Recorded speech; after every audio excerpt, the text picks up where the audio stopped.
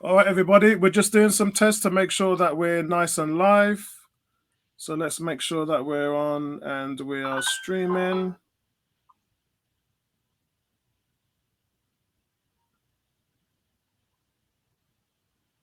Okay.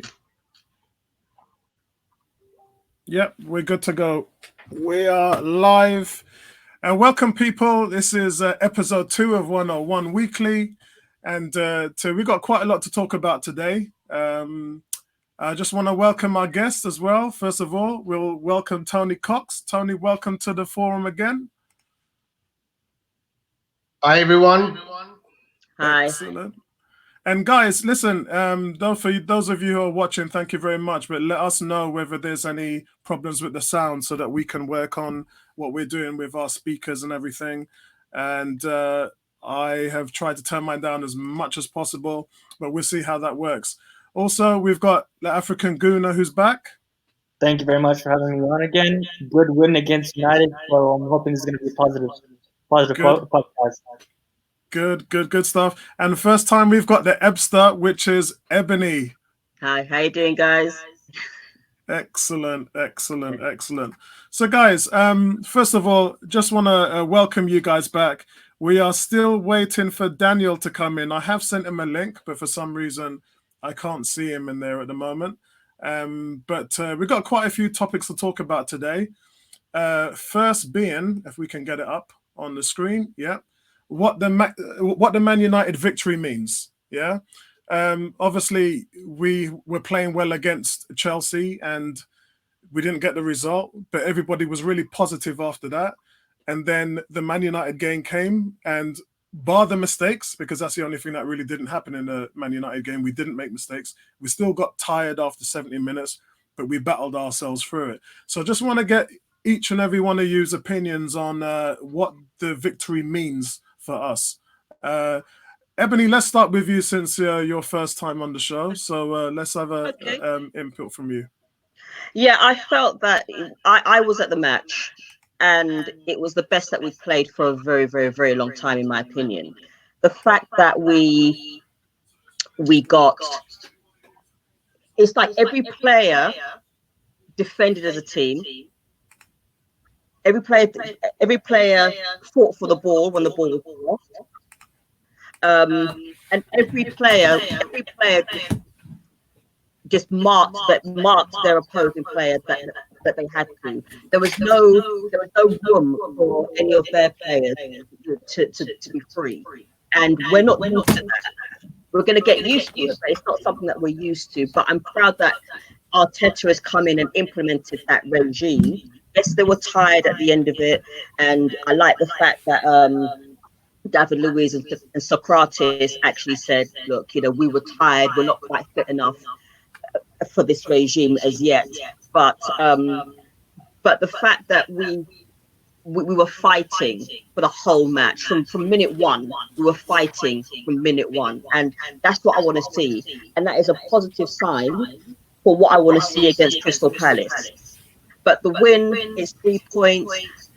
But I'm being realistic. I don't want to get too carried away, because you know how Arsenal fans are. As soon as we start losing, then the whole melee of get Arteta out and these players are rubbish, etc., etc. But the win to me means that it's a springboard that we can actually continue on and go forth and use that same regime against Crystal Palace and Leeds tomorrow and so forth. And hopefully we can actually use the same regime, which they will get used to. I know they're tired and they will get used to Arteta's method, and it will be something that that's used to go on and win further matches. I'm not saying everything will be plain sailing, but at the same time, I'm not going to get carried away. But the win to me means it is a potential springboard to go forth and multiply. Yeah. Okay, guys. Listen. Hold on. My mic has gone. Someone's saying the echo effect has gone now. Thanks, but I actually can't hear myself. So Tony, if you can go in with African Laguna and give your thoughts, and I'll try and work on my mic situation here. Yeah. Cool. So I pretty much agree with what he said, to be honest. For me, it was a great relief to get 3 points. I think the team were playing with a lack of confidence towards the end of the Emery era, and I feel this just gives them a platform from which to build on, and hopefully give them the confidence now to go out and establish the mechanism, with because we know it works. Yeah, in terms of the in terms of the I'm getting my words mixed up. Being able to and that's something that's going to need to be worked on. We're currently experiencing a very high number of injuries.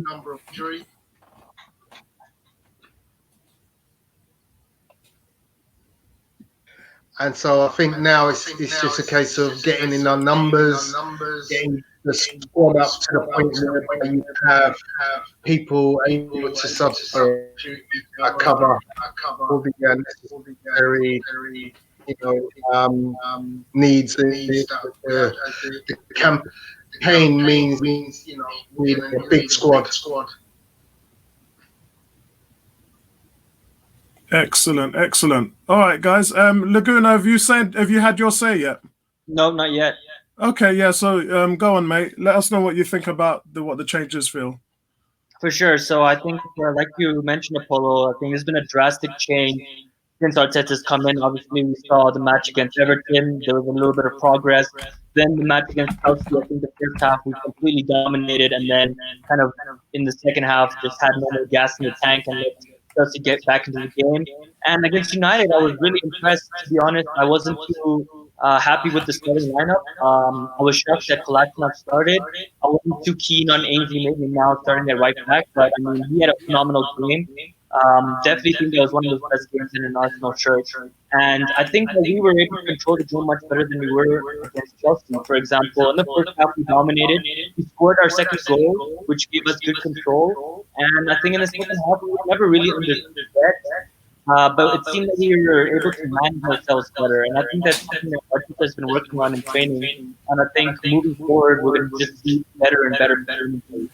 And yeah, I think the pressing has been phenomenal. Like I said, it was a phenomenal game. Even though we didn't score, the all-around game was incredible. Aubameyang putting in another captain's performance, doing the defending and the hard work, which we haven't been able to see actually for the last couple of weeks, especially under Emery. I don't remember seeing Aubameyang work as hard as he has been. And Nebster, I mean, I know you were at the game. I'm sure you were able to do this yourself. I mean, Aubameyang pressing and overall running is just incredible. I mean, he's going into slide tackles. Mesut Ozil going for headers. It's a complete new team. So it's phenomenal to see, and I think moving forward, it's just about being consistent now and pushing on to this. Yeah, and I think the January market's going to play a big part in that because he's done so much to turn this thing around. And, if we look at the situation of David Luiz, who everybody was saying was a complete waste of space, he's now come off the back of 2 solid games, of which one Sky and BBC had made him man of the match, and BT Sport. Torreira was somebody who wanted to leave in December. He spoke to his agent. He said, "I want to get out of here." Now he's playing in his correct position, and the guy is loving his football, and the man is just terrorizing everybody. And then there's Ozil. Yeah, we don't even have to talk about Ozil because right now Arteta just came out today and said he's Arsenal's best player. So if we're talking about a complete turnaround of all the problem childs that we had in the team, of just completely. They're shining underneath Arteta, and that's the job of a good manager. A good manager can come in, make those changes, put his arm around the shoulder, give everyone else a kick up the backside and get them playing. And that's what this guy's doing. So proper props to Arteta and the team for their displays. But what the victory means is that we're definitely on our way. I don't think people should be singing "We've got our Arsenal back" because they done that last season when Emery had the 22-game winning streak, and then it all went downhill from there. So yeah, thanks for the input, guys. Really, now we're looking at Calum Chambers. Oh God, up to 9 months he's out, man. What does that mean? What do we do? Do we go out and we get Kubali? Do we go out and get Abukano? What do we do? I think Kaliba needs to be called back. Can he be called back yet? And no, he's definitely going to be staying for the whole year. Right. Yeah. Okay. So that simply means that Arteta and the board really need to go out and they need to buy two central defenders and also a holding midfielder as well, because our defense, although we defended well against Man U, there's still moments where they can lack concentration, and so we do need some hardened backup. Yeah, Tony, go ahead, man. Go ahead, Tony. So the whole centre-back situation is really quite messy at the moment, because we have one player who's now, we have two players who really shouldn't be at the club in Socrates, despite having played very well in his first game under Arteta, and Mustafi. So that leaves you with Rob Holding, Mavropanos, and David Luiz is obviously not long term. So that leaves you with Mavropanos and Holding. I think going forward on how he's going to come back from his injury.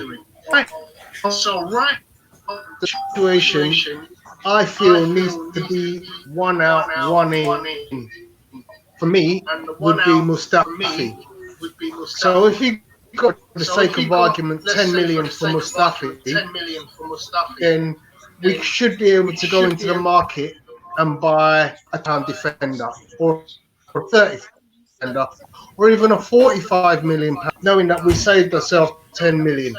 Now, if you can also get rid of Socrates as well, even better, because you probably be getting 20 million in or 20 million plus, which means you're then able to start looking at 50 million plus worth of defender. So yeah, Koulibaly could be an in, but it does mean you're having that out. And then there's also other players like Mkhitaryan that before recoup some money back from. So if we could agree with Roma, take of argument another 10 million, then the net we're looking at with our funding, and ultimately we could end up with a really good player. And this is where the thing is most important for me is we must buy that very top draw defender. We mustn't spend midway and we're at the end of their legs like another week. We must go out and get top tier central defender. Okay, guys. I've introduced Daniel to the stream. So Daniel, welcome, man, to the stream. Daniel, we're just talking about at the moment. Obviously, Chambers being out for for the next 9 months, and we're talking about obviously what the Man United victory means. So if you'd just like to have your say on it, I'm going to work on trying to change my speaker output. Jeff is telling me that the echoing is coming back on my side. So I'm just going to try and see if I can get that working. So yeah, let us know what your thoughts are about the last the game against Man United, and obviously what you think of Chambers being out. Am I heard okay? Can everyone hear me? Yeah. Okay, that's good. Yeah, I mean, it's like I said with Calum Chambers, it's so disappointing. And again, like, it's another, how much time are you going to go through this? you have an upcoming talent, and he just gets struck down by injury, comes back and gets struck down again, and it's just same old routine. So we need a top defender for sure, and just no holding back on that one. As far as Man United, we can't get too carried away, but at the same time, why not? Because in a short space of time, there was such a big change in how we played and how we just control the game and stuff. So I'm very positive for the second half of the season. And yeah, I just hope Arteta. I do believe Arteta will be a good manager. So sorry if I'm a bit hot looking. I've been a bit ill and I've come out of hospital, so it's a bit mad at the moment. But yeah. That's all right, guys. I still can't get my speakers working, so I'm sorry. I'll have to work on that a little bit more to try and get rid of the echo. Let's have a look here. Right. So, guys, listen. Have to talk about these January transfers and what's going on in the market right now. Nabil had a little poll up on today on 101. Where he talked about Regani, Dunk, Demiriel, Boateng, which I know this Boateng thing looks like it's flying, and then Apicano as well. And the majority of the 101 members went for Apicano. I know that believe there's been some Twitter activity talking about how one of the deals are really close through, but I don't think it's any of those. Yeah, in fact, let me just see if I can just track on and find out which one it is. To be honest, right now, I've even seen we might not even buy in this January, but yeah. Have we lost Tony? I think so. It seems we have, yeah. Right, okay, hold on a second. Yeah, so guys, what's your thoughts on the January targets? Who would you like to see come in? Ebony? I'd like to see Dunk, and that's primarily because he is Premiership proven. I don't want to see Boateng. I think he's finished. I know he's 31, but I just think he's, ever since he got turned over inside out by Messi, he's just not been the same. And it's all well and good saying that he's a World Cup winner and he plays for Germany, etc., etc. But he's just not the same defender as we knew. Yeah. So personally, I would say go for somebody like Dunk, who. You see, the thing with us is that we go for these players because they look good in La Liga and the Bundesliga, and far too often it's not worked out for us because they can't keep up the pace with the Premiership. At least if you go for somebody who's in the Premiership already, they're proven, they've been in the Premiership for maybe 2-3 seasons.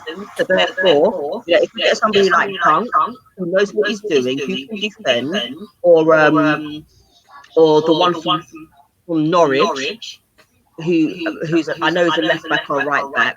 Yeah. So, if you get one of those, then I think it'll be all right. But sometimes we have to remember, not all players from different leagues all across Europe can hit the ground running. And of course, the thing with Arsenal fans is that we're so reactionary. As soon as we see a player that doesn't quite hit the ground running, as people have done with Pepe, and I've told people time and time again that with Pepe needs time. All right, he played well against Man United, but he needs time. So if we get a defender and they end up like Mustafi, then we're in trouble. Yeah, Daniel, can you turn off the background noise if you can? Sorry. African Gunnar, what do you think? What's your thoughts on that? Who would you like to see come in? Just actually on Chambers, I didn't get to answer that one. For me, I think obviously it's really sad to see Chambers being out, but I see it as an advantage and a disadvantage. An advantage because apparently Arteta's come out and said, obviously in his press conference, that potentially they might the transfer plans and we actually might go and have a defender now since we have no backup. Now, in regards to our January transfer targets, I know we've been linked with Lamar, but honestly, I think we just need defensive targets to be looking at. Whether that's Upa Meccano, we already know Saliba's not coming back. We've heard that the right back from Juventus as well, Demiral, I think is Juventus don't want to sell him. So that looks like it's out of question. So for me, I think Dunk definitely could potentially a centre back that's been playing in obviously the Premier League, that's knows the league, that's tough, that's a battler. We just need to find a centre back. If we get someone like Ajax's the winger, what's his name? Is it the Moroccan? Yeah, yeah. If we could get him and get a center back, I think it'd be a good business. I know that obviously Diego Simeone has come out and said that basically Thomas Lamar has been let down and he hasn't accomplished or hasn't achieved what was supposed to expected to. So basically, I think he's up for sale. If we could get him or ZX and a center back, I think that'd be good. Yeah. And what's your thoughts on Mkhitaryan? Would you take him back? For me, I think 10 million is too little. I mean, I know he's 30 and 31. I think we sell him for 15 million, get rid of him, and reinvest that money into a Upa Meccano or the guy from Napoli, obviously Koulibaly being like 70 million. If we don't have the funds, sell El Neni, sell Mkhitaryan, get rid of these fringe players that are not coming back and not part of the plan moving forward, and invest that money into the centre back.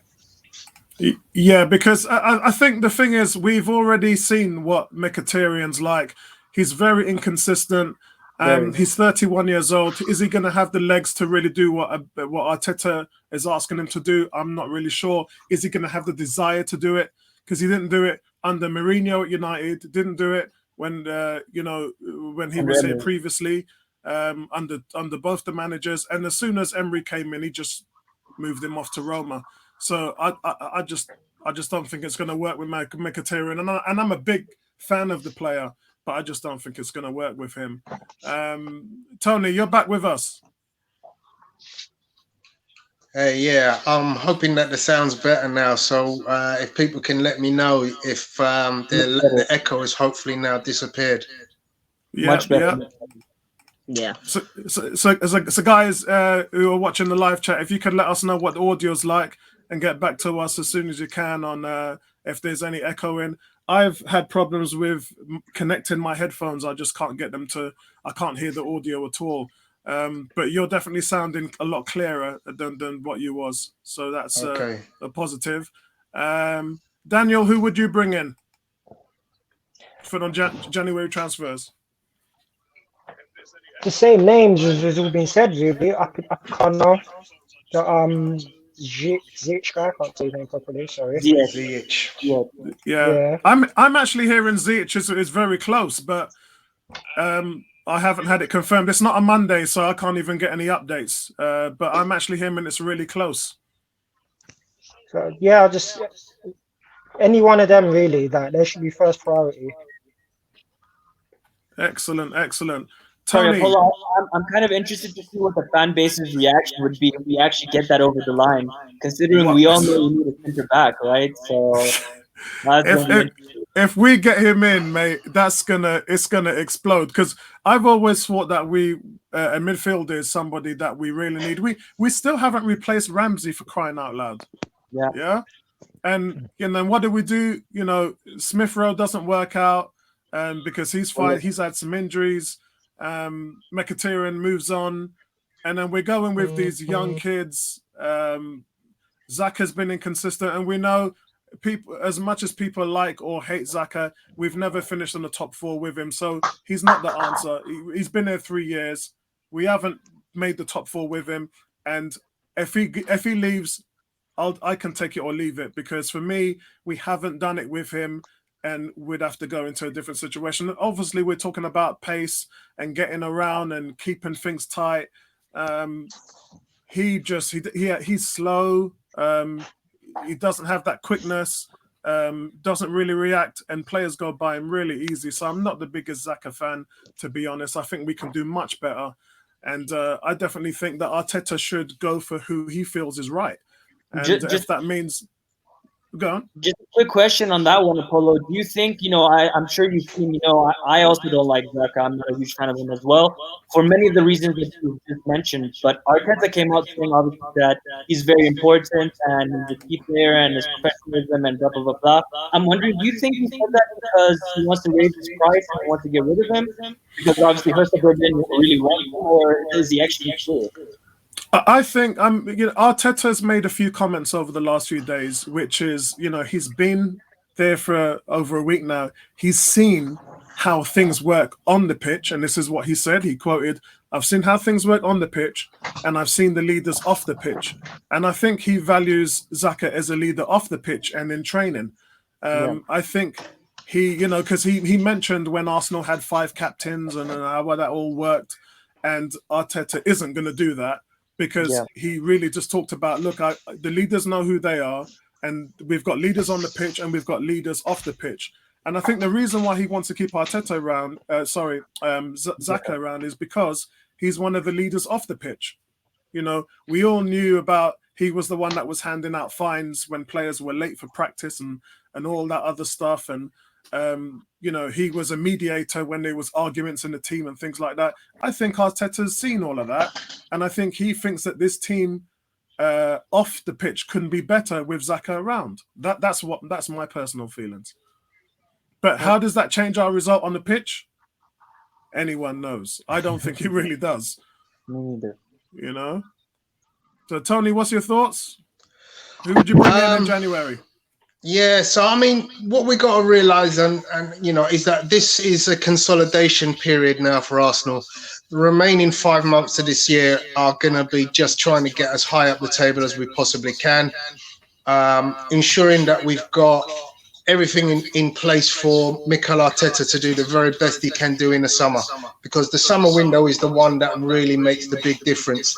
So if he can get 1-2 players in this winter, I think he'll have done well. Yeah.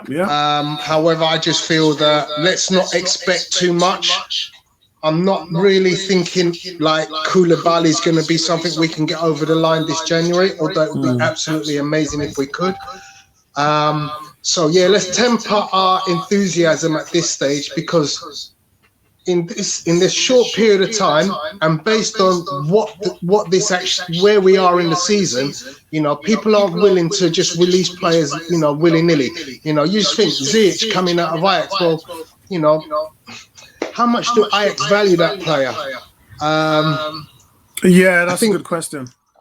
So that's my point, is a lot of these teams don't always want to release a player right bang in the middle of their season, because that's obviously going to affect them overall. I hate it's a deal that probably has more legs on it in the summer. So let's just consolidate at this stage, ensure that we can get to, top 6 is still achievable for us. Just don't be over enthusiastic about thinking we're going to get the big names. Yeah, I think Ziyech was valued at around 50 million euros, which is probably about 42.5 million pounds. That's from what I know. I mean, obviously, I'm not sitting there doing the deals, but that's what I've heard from a few agents in the last week. So that's what I would suggest the target would be around. It would be around that 42 million, 50 million euros figure. But as I said, I'm hearing the deal's really close. So don't be shocked if tomorrow or the next day after we're hearing something. And that will all be Arteta. That will probably be his prime target. And that will fix a lot of things in the midfield if that was to happen. But where is he going to play? Where is he going to play? That's a good question, because Torreira's locked in. Isn't he a winger more than a midfielder? I'm pretty sure he's a right or left winger, isn't he? He is, but I think we'll probably change to a proper 4-3-3 rather than a 4-2-3-1. I think it would be a formation change if he comes into the team, because I just can't see where he's going to fit in. He's not going to be holding next to Torreira. Yeah, he won't fit in there. He'll fit in the mid three, but then you've got Lacazette, Ozil, Pepe, and you've got Nelson, who started to get some minutes there. Forget so Nelson, you're spending 43 million. What's that? forget Nelson, Martinelli, man. I don't want this kid to not have his chances because we signed Ziyech. I think Yeah, and that's the thing, you see. So if you buy a Ziyech, then what's going to happen with Martinelli when he gets fit again? It's very strange, but I do know that Arteta's looking at the squad. He's not looking at the top first 11 because we all know what happens when those guys run their legs ragged. And building Manchester City the way they did, they were building a squad. They were building a team where the players can run and they're super fit. And then when they need to be replaced on hand, the rotation is there. At the moment with this Arsenal team, forget the rotation and the bench players, but the first 11 can't play for 90 minutes. You know what I mean? Yeah. So they really have to figure their way through this. And Arteta knows what works. He knows what good looks like. And Arsenal have got a ways to get there. So it doesn't surprise me the fact that he's going after him. So where will he play? Probably anywhere, but he'll fit him in regardless with the amount of games that we've got to play. He'll definitely fit him in. Ebony, what's your thoughts? I think, like I said earlier, we do need a couple of defenders, central defenders. I'm sticking with Dunk. Don't care what anyone says. Dunk is he's Premiership proven. We can't afford to be that team where we're slipping down the table. I mean, we're 12. I think we're still 12. Yeah, no, we're 10th. We're 10th for the moment. Okay, so we've gone up 2 places, and it would be nice to get to that. It would be nice to get to top 4. I think top 4 is achievable, but it's a very hard achievement. I know people may think that's realistic, but if we continue playing the way that we did against Man United, then we can get there. With regards to who comes in, would Upamecano work? Would he be Premiership? Would he be Premiership ready? Would he hit the ground running? What Arsenal fans are like. I keep referring to what Arsenal fans are like. We buy a player and we expect miracles just like that. So yeah, exactly. So and it's not gonna. And as I said, players coming into a brand new league, they're not gonna always hit the ground running. So, if you did get Upamecano and he doesn't hit the ground running, then Arsenal fans need to learn to be patient. But the one defender that I don't want seeing, and I will say it again, I don't want to see Boateng. I'm sorry, I know that there's fans out there that love Boateng, but he's not the player that he was, and if he was to come in. And he again he's slow and he doesn't quite match up to expectations, then Arsenal fans will throw their toys out of the pram. And that's how Arsenal fans are, if we're being real. One of the things I wanted to refer to as well, when Emery came in, did he not say that he would actually form a team around Ramsey? And yeah. so that's one, because I distinctly remember, maybe he said it in Spanish, I don't know, but he did say that he wanted to base the team around Ramsey, and then he goes and tells him to go. So, but I mean, go back to who we need in January. I'm not, forget strike force. We've got a strike force as it is. We need to concentrate at the back because that is our main problem. Yeah, and Vincey says, was El Nene Premiership ready when he left? I actually liked El Nene as a player, especially a squad player, as a midfielder. I think things started getting really funky with him when they started putting him at centre back and all this rubbish. It just didn't work for him.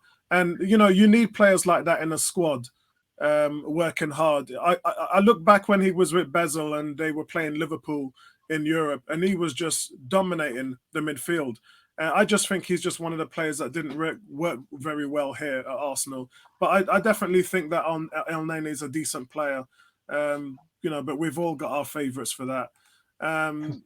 What I want to go through, guys, at the moment now is very important. Where can Arsenal finish this season? I'll start with you, Daniel, on that one. Where do you think? What's realistic to say where we're going to finish this season? So what is it? We're like what? in the 10th. table? 9 points from fourth now. It was 12. About that, yeah. Nine. One of the two. It's not that it'll be a miracle that it'll be top four, but I wouldn't be surprised now because I do believe in Arteta. That just the way he talks and the way he is, I think he's got something. But it might be a bit too late to finish fourth. But unfortunately, yeah, I could probably see us finishing fifth. That's a good shout because I mean we're only 4 points behind Man United, so that's actually not a bad shout. But the points are so small, and like everyone's been saying, you take Liverpool out of the equation, and possibly Leicester, maybe not, but you know it's so close, and that's just the Premiership for you. So yeah, I mean we're 9 points off Chelsea, and we would have to put together a run, and there's only what 17 games left. So, yeah, I do right there. I do believe you can finish fourth, but you know. Mathematically, it's possible, and let's be fair, yeah, let's be totally 100% fair. If they play the same way that they've been playing in the last 2 games, Exactly, I can't see no reason why we can't, or even higher. Yeah, the African Guna, what are you saying? It's just the stamina. Where can we finish up? Yeah, I think we're getting a little bit too ambitious here. I know Arteta's come in and changed everything, but for me, I think top 4 is gone. It's gone. I mean, unless the other teams do so badly that they all start dropping points as bad as we did, and then we have the one they had in the beginning of the season, I see Europa League finish as the highest possible. For me, give up on the Premiership. Just focus on the Europa League this season and maybe the FA Cup. Let's just go for those two because for me, the Premiership, it's done for me. Okay, Tony, where are we going to finish up top 4? So for me, as I think I mentioned earlier, I'm going to give up on the league. I'm going to say 5 or 6 is where we're looking to finish because that means Europe again next season. You know, I like the African Guna want to try and if we can win the Europa League this year, the Europa Cup, that would be brilliant. FA Cup is again a good target, but I just think it's going to be difficult. You know, you have to catch Liverpool with one of them kind of off days. But I certainly think 5th or 6th. You know, let's not try to expect too much. You know, that's probably the problem with a lot of Arsenal fans. We kind of, you know, we've been spoiled on the Invincibles, and now we think we're entitled to that top 4 position. But no, it's gone. It's a ship that sailed. If we get it, we will be ecstatic. But the priority for me right now, finish above Tottenham, top 5 or 6. Okay, Ebony, where are we going to finish this season? Okay, in a fantastic ideal world, somewhere between 3rd and 5th. We're not winning the league, you know. That ship also sailed like a long time ago. Man City's not even winning the league. Well, no, they're not.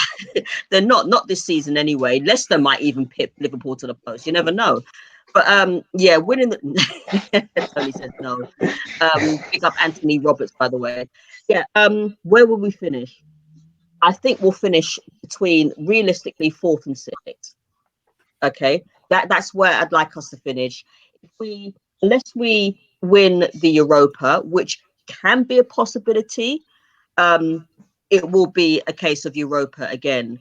If we do finish 4th, it might be, as Anthony says, it might be on goal difference.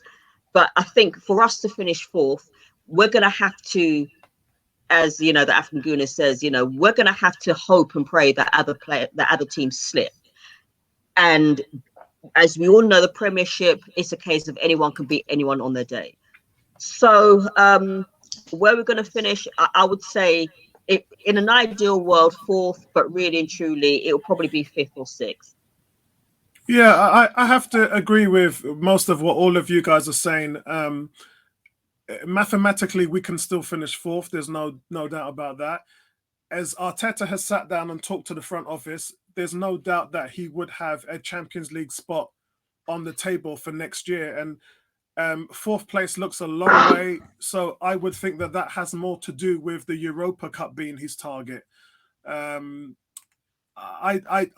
think that that's really where the team's going to go. I think they'll probably finish fifth, but I think that they will put all their eggs in the Europa Cup basket and try to win that. And I definitely believe they're capable of doing it if they strengthen key areas in January. And I think that that's why Arteta is so adamant about him wanting to strengthen the team this month. He says clearly off the bat, we're active in the market, we're looking, and because he knows what his targets are. So for me, I would definitely think that it would be a Europa Cup run, but fifth place for me. I can't see us getting top four. Chelsea are very inconsistent, but they do have quality players, and Tottenham's dead. I think Spurs are dead in the water because Harry Kane's now out for how long? They're saying 7-8 weeks. Harry Kane, 8 weeks. Yeah, but then again, look, they normally play well when he's missing anyway. But I think Man United are just inconsistent. We've seen from their games they could put 2 or 3 results together and then they can just fall off. So I think United would have problems getting into the top 4. But I just think it might be gone for Arsenal now. And I think our targets should definitely be the Europa Cup. Definitely. So let's hear what some of the guys are saying. Again, the Knuckles is saying, let's get Ziyech and show the scum down the road that we mean business. Definitely. And we've shown them that we've meant business with buying Pepe and dipping into the market on a few players. We've definitely spent money, that's for sure. But one can say that we haven't really developed the players that we've bought. I mean, Pepe has only had 2 starts in the last 11 games. That's bad. Come on, guys.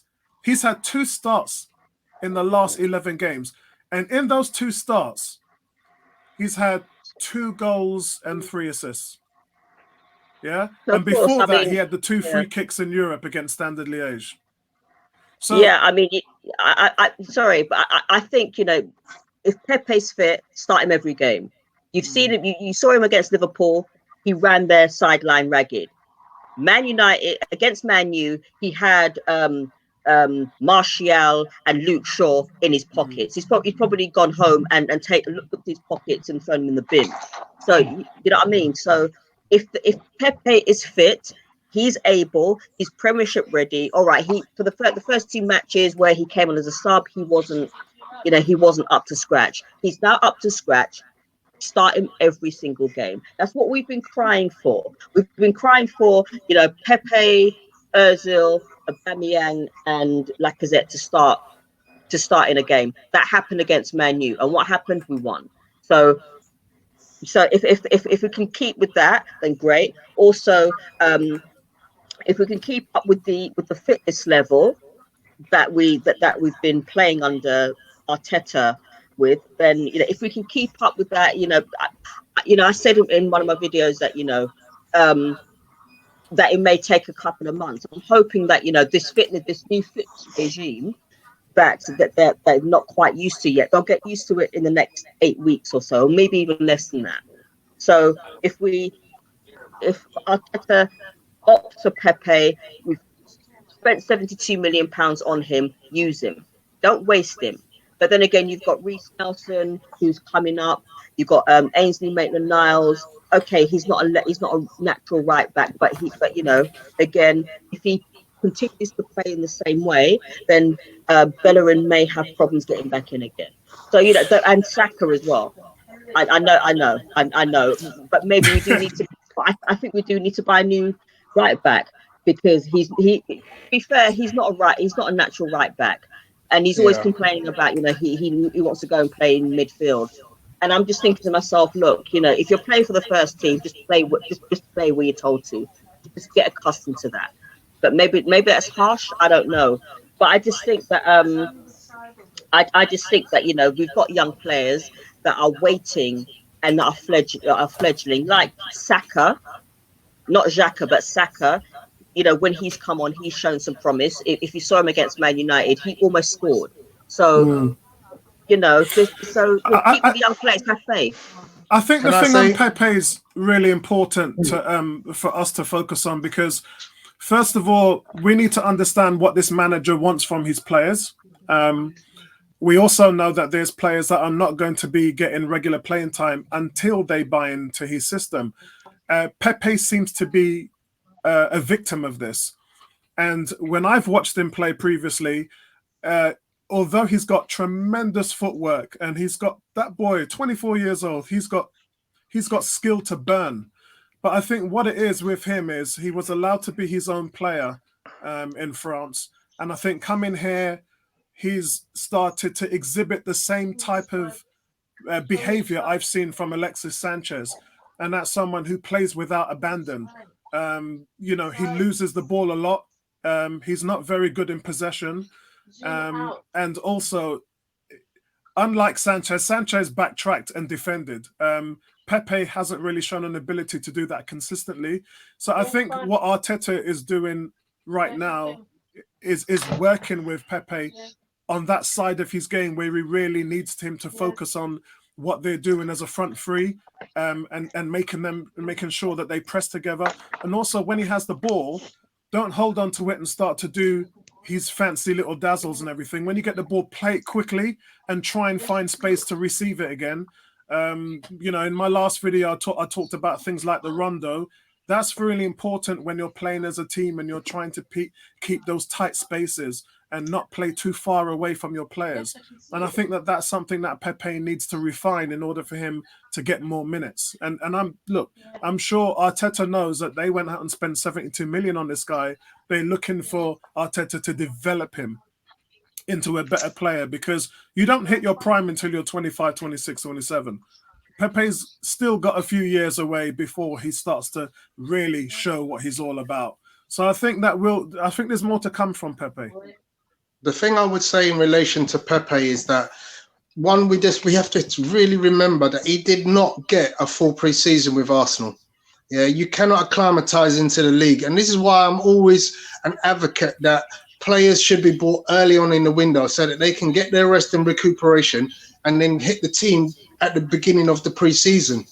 You know, when a player comes in as late as he does, you're being asked to hit the ground running into a league which is the fastest in the world, you know, and compared to the French league, it's obviously much more strenuous, much faster, much more physical. But, you know, in relation to Pepe, I think the important thing is don't flag him. I remember Wenger, for some mad reason, used to flag players playing in 90 minutes over and over. And obviously, with the young players, with the players who are just coming into the league, you can't do that. So we need to ensure that players like Reece Nelson are doing their thing. We need to ensure that we can get the best out of Dani Ceballos, because, again, you know, it would be great if there are certain games where you could play Ceballos and Ozil. You know, I could see that doing some damage if you put that together. I think you've got to look at Saka and say, you know, look, there's going to be occasion where maybe you put Saka on the right and you put Pepe on the left, just to shift the way the team plays. You know, if you look at the way that Pepe played when he was in the French league, he didn't stick exclusively to the right-hand wing. He was allowed to drift inside. He was allowed to come in off the left flank. So he needs to have that opportunity to do some of that stuff. And again, going back to Arteta's strategy, if he's reflective of anything that Pep does, then the whole team needs to be able to shift around its positions so that people can be floating in different parts of the pitch. Whereas at the moment, we're quite rigid that certain players can't, you know, I look at where Pepe's starting position quite often, and he's no more than 10 yards off the touchline. So, you know, at some point in time, when you get that rondo effect that you're talking about in true operation, then players will be able to move more freely along the pitch. Yeah, Daniel, what do you think? Daniel, your thoughts on Pepe? Pepe, I love the guy, man. He's definitely one of I don't want to see another one like him, because he's like like we were saying, he's going to hold the ball a lot. He's going to be running around, and yeah, obviously he still needs to learn how we play and all that stuff. But I think next year with a proper full pre-season, I think he will do all right. Yeah, it's going to take him time. There's definitely a coaching issue there. African Guna, what are you saying? Pepe. Yeah, I think for me, the reason that Arsenal fans get onto his back is that we expected him to be a ready-made player, right? 72 million. When you spend that much money on a player, you're expecting them to come into the team and have a straight impact.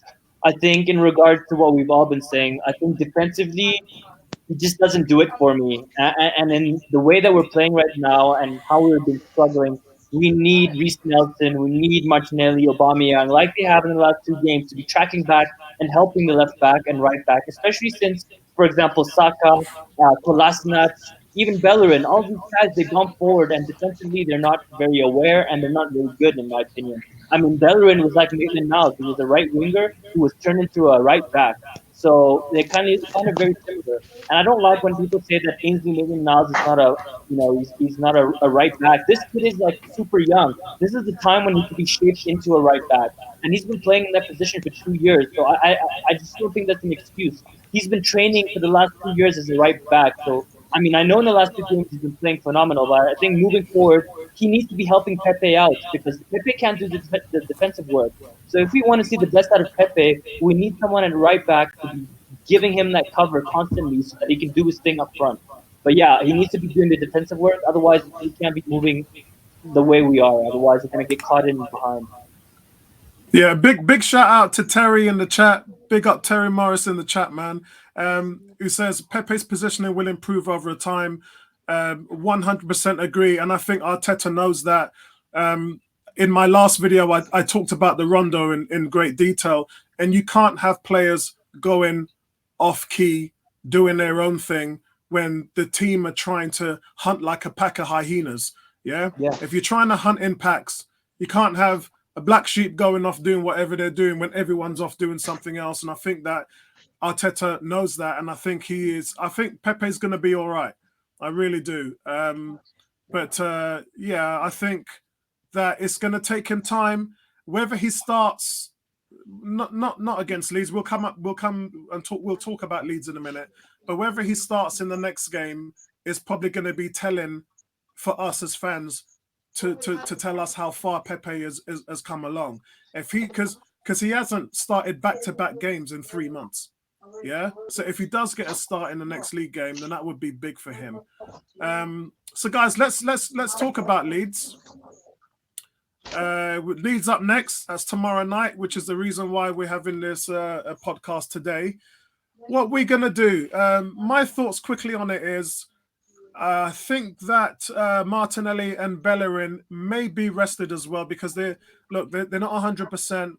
And I would rather you just rest them until they get back to speed rather than just trying to, shoehorn them in. But Leeds, again, are going to be resting players. Look, they're a good team. They're well set up. They're top of the Championship. They look like they're going to be coming into the Premiership next season. And we've seen how teams like Norwich and Brighton and those teams have integrated themselves into the league. But I think Leeds have got the league on their mind. And I think they're definitely probably going to be resting about 4 or 5 players. So what's your guys' thoughts about the FA Cup tomorrow? Ebony, you kick off. I wouldn't take Leeds lightly. Yes, it's been quite a few years since they've been in the Premiership. And yes, they may rest players, but it's one of those competitions where anyone can beat anyone. So, but just because they're resting players, that doesn't mean to say that we should do what Wenger did against Nottingham Forest and take them lightly. They'll be up for it. And, that they could cause an upset. And this is why no team, I don't care what league they're from, we've already seen an upset in the FA Cup third round already today. So don't take Leeds lightly. They're a very good side, very good team. Yeah, and I just want to, Terry's just asked what our thoughts are on Eddie Nketiah as well. And to be honest, Terry, I think that him leaving is the right thing to do. They were just not playing him. Could you imagine? He's gone there. He's got 4 assists. He's got 5 goals. He's the second top scorer in that team, and he's on the bench every game. So something just didn't sit right. Arsenal front office, believe me, are not happy about it. You don't send someone who potentially was their prize striker. Remember, he near enough led Arsenal in goals in the preseason. He could not stop scoring. You know, when they sent him out to Asia and he was banging in goals nearly every single game. So he was a hot commodity from Arsenal coming out of the summer. So you send him to a team knowing that he needed to play. And what was Leeds doing? Flinging him on the bench. That just didn't work. So I would expect to see him probably go to somewhere like Bristol City. If not, then maybe go to a Premiership team. But I fear he'll go back into the Championship because at least he'll play a little bit there. If you send him to a Premiership team, the chances are he won't get as much minutes. But he's definitely got the talent and he needs to play. If we're not going to make that happen, then send him somewhere to Germany. I know it didn't really work out for Smith Rowe and it didn't work out for Reece Nelson, but send him somewhere where you know that he's going to play and he can get some minutes. I think African Gunner, what do you think about Leeds and what's your opinion on Eddie Nketiah? Yeah, so I'm just going to go straight into the bat with Eddie Nketiah. I think he's a promising youngster, but I don't think he's ever going to make it at Arsenal. I know, obviously, that we sent him out on loan so he can get some minutes and stuff. But, you know, frankly, for me, I don't think it really matters where we send him. I think he's never going to make it at Arsenal. So potentially, I still am giving him a little bit of a chance. So if he proves himself in his next loan and then comes back and does a job, fine. But if he goes and he still doesn't perform and he's still not at the level that we want, just sell him for profit. Now, for Leeds, I know, obviously, Martinelli and Bellerin are still not fit. For me, Apollo, I disagree. I think that Leeds are going to go for it. It's an FA Cup. You know, the magic of the FA Cup, they're going to go for it. It's going to be something that potentially have a chance of winning. So I see them coming out all guns blazing. And I think that Arteta is going to surprise us and put out a pretty strong starting 11. I'm feeling that Pepe is going to be starting this match. I think that Martinelli is going to be starting this match potentially or coming in. Ceballos is definitely going to be playing this match.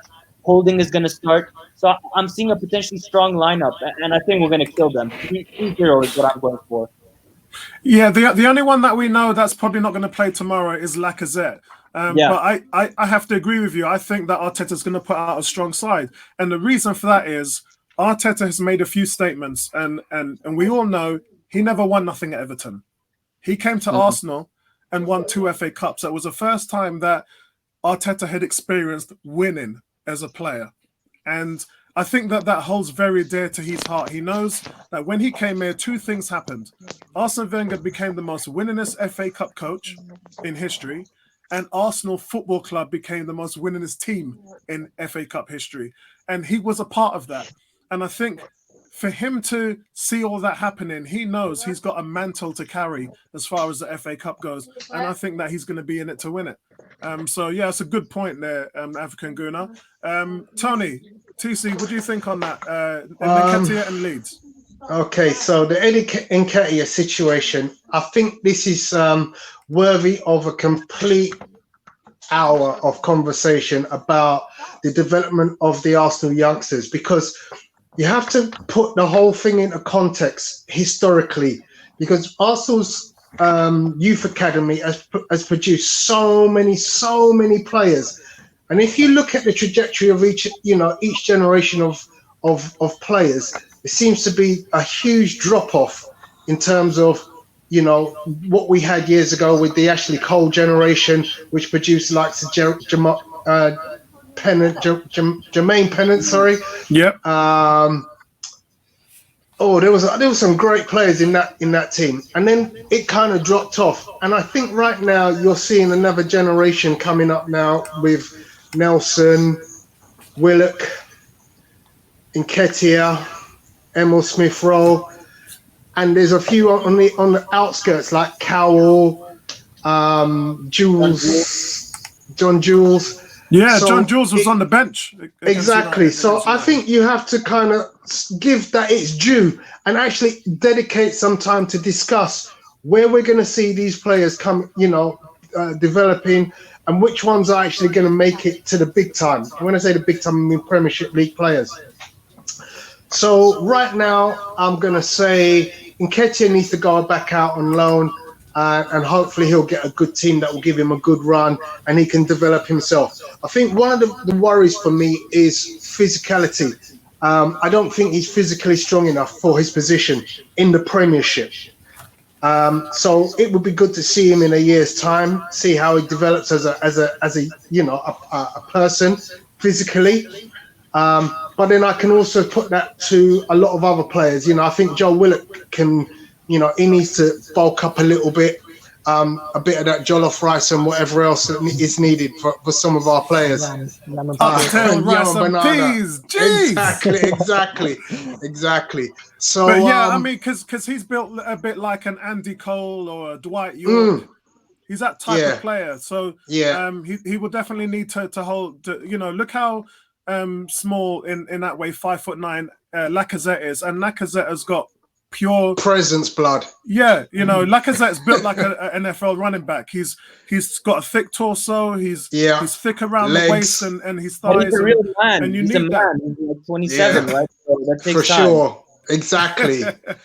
So Daniel, I think. what do you think about Leeds? What's your expectations tomorrow? I think we're gonna strong team, like everyone's been saying. I think we should keep Lacazette in because he's just not been performing, scoring. We can't. He's out of legs.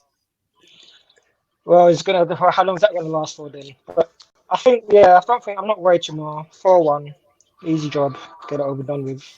Probably. Yeah, I think it would be. I think it's probably going to be 2 or 3-0 Arsenal. As I said, the Leeds manager has already talked about resting players in his pre-game conference because he sees the league as being the most important thing. So when somebody says that going into an FA Cup game, you kind of get the vibes that they're going to make some changes. But the game also brings us on to our next topic, which is something which is going to be probably a very controversial topic. It was talked about today in the 101 forums, and I had to take a few comments out because a couple of men was getting a bit loud over it. And it's the Paul Merson wanting to end his life. Tomorrow, if you guys notice, the kickoff will be 7:46. It will be a minute later. But that's because that first minute would be dedicated to mental illness. There'll be a silence for mental illness. In some stadiums, there's going to be ex-players on the screen talking about their experiences, little sound bites, just to build awareness of what's going on. With Paul Merson, we've seen it before. It's a very difficult situation for him. And this really comes out about he has struggled with drugs and he's struggled with alcohol. And he's pretty much been drug and alcohol free. And he made a point about the problem with drugs and alcohol is you're putting in a substance into your body. And that substance creates chemical changes into your body. But with gambling, it's something completely different. And it's something that can deteriorate you far worse. Because you'll have a bit of a drink, you'll have a smoke, but it won't rip your pockets as much as gambling would. And he came out this time last year and said he was that close to taking his life, and the only reason why he didn't was because he looked at his kids, he looked at his wife and thought, they don't deserve this, and that's what put him on the straight and narrow. So guys, this is a very touchy subject. Some people don't believe in mental illness because it hasn't affected anyone close to them. And that's still a big problem in the UK and probably worldwide as well. So really the message is about education. It's about educating people on the effects of what this thing does to people, the lives it's taken, the lives it's destroyed. Yeah, remember, I had a close friend who was spending all of his wages on it. He lost his house, he lost his car. He didn't have nowhere to put his wife or 2 kids. That meant that they divorced. So these things are very, very, very difficult. And yes, it's a bit naive for someone to say they don't believe in mental illness, but shit's real, and it affects people's lives in a serious way. So I just want to get your thoughts, Ebony. You can go first on this one. In my working life, I've lost 2 colleagues because they've taken their own lives.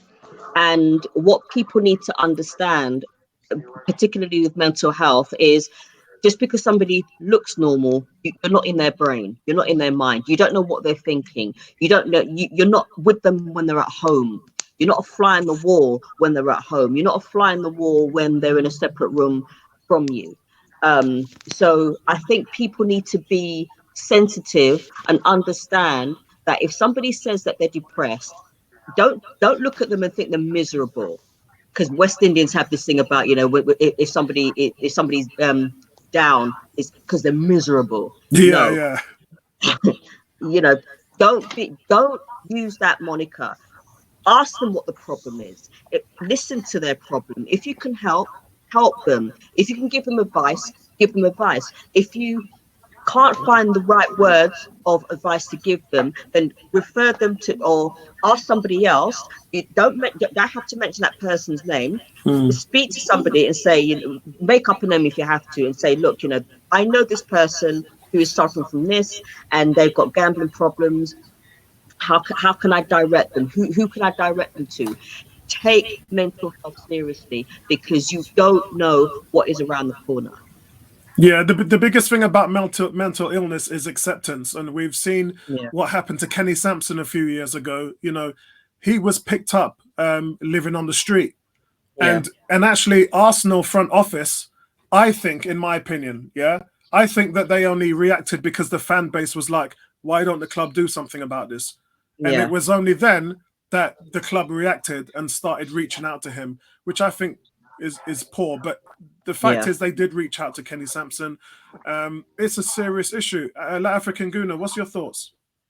Yeah, I think for me as a millennial, I think mental health specifically has become more of a prevalent topic in the last maybe 5-10 years, whether that's in sports, whether that's in business, school, whatever it may be. Obviously, it's really sad to hear Paul Merson talking about it, but I think it's also a good thing that he's using his platform, or the platform that he has available to him, to educate others about mental health, and that it is a real thing, and that even professional soccer players or football players can experience it as well. So yeah, I think that it's great to inform people and use that platform. Excellent. Tony, what's your thoughts on this? Well, this is one that's really quite close to me, because I work in schools with kids with mental health issues, learning difficulties, autism, ADHD, etc. And there's a lot of things that have caused the growth of mental health issues in society, which I'm very close to. But I'm not going to get into that too much, other than to say, definitely it's something that everybody needs to look out for one another with. I'm strongly behind a campaign launched by Leon McKenzie, formerly from Crystal Palace and Norwich, called FIGHT. The acronym FIGHT means fight it, get help, talk. And a big part of that is the talk, because, unless you're talking to people, you don't know what's going on in their mind. So if you haven't spoken to somebody for a long time and you think, what's that guy up to? Don't just send him a message, talk to them, It's very important that we as a society stop and to give time to one another. There's just such a huge amount of mental health that needs to be addressed, and it's being affected by things like social media. It affects our children's social media in such a big way, with the effects on the mind and the dopamine levels in the brain. So it's a massive issue for me. To give it a short bit of time, I appreciate that we've done that today. All I would say is, look, go out there and check out Leon McKenzie and his work with the organization called FIGHT. I follow him on all his Instagrams, his Twitter, etc. The handle is @FightItBrand. It's just something we just as a community need to get involved with. Yeah, and it's called a Heads Up campaign, and it's there to encourage fans to take a minute to think about their own mental health as well. So You know, I think the Premier League I'm wondering why it's taken them so long to actually kick this thing off. But yeah, I mean, they're doing it. African Gunner, I don't think he'll be with us because he's got some technical issues. Although it looks like he might be coming back in. Daniel, what's your thoughts on this? Again, man, if you just talk to people, as my man here was saying, just let people know what's happening. If you think someone's not right, talk to them, make sure they are right, get help for them. You know, just then, you know, you're never alone. You're not alone, even if you think you are. There's always someone out there if you talk to, so just find that help and get spoken. Yeah, and that's the message, really. So, look, whatever happens with Paul Merson, congratulations, Paul, for being a year free of drugs, gambling, and alcohol. And we know how it ruins families' lives, and the fact that he was thinking of taking his own life. You know, we're here today applauding him for being clean for a year, but we could be talking about a year's anniversary of his death. It's that touch and go. So when we think about it and put it into that context, we can't say that about other people. We can't say that about the likes of people like Gary Speed from Wales, who took his own life. We can't have that conversation about these kind of people because, unfortunately, it was too late for them. So in that respect, yeah, I think that as long as the word gets around and as long as the FA are serious about launching these programs, then it's good for football, it's good for the fans, and all the best to it. Someone's putting up a fight there in there. I think that's Tony, so well done for that. So guys, listen, thanks for taking part today, and always a pleasure to have you on. Thank you. Tomorrow night, we've got Leeds at home. So, listen, let's wait till we get a great result. I'm going for a 3-0 Arsenal scoreline win.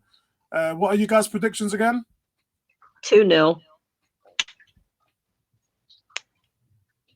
4-0. 3-0. 4-0. Tony's going 4-0. Daniel, what are you going for? I'm going for a 4-1, but why not play 4-0? Excellent. Okay, guys. Right, brilliant. Thanks for being on the show, guys. And listen, next week we should be back to Monday. Because the only reason why we did a day early, because obviously we're playing on Monday. So we'll have a look at the week's events, transfer news, reactions from the Leeds game, and see which of the young guns are really pushing them. I'm hoping for the captain, for the youth team, Burton, to get a run out. It would be really nice to see him. I hope John Jules gets some minutes as well and see what happens. But I agree with African Guna. I think that Arteta's probably going to play the big guns in this one, and then we're going to just smash them at the Emirates. So that's where we have it, guys. Thanks for tuning in. Appreciate the time, and thanks for everybody in the chat as well. Thanks for all your questions and your input, and I appreciate the following from you guys. Like and subscribe to the channel always helps. And speak to you guys later. Peace out, man. Thank you.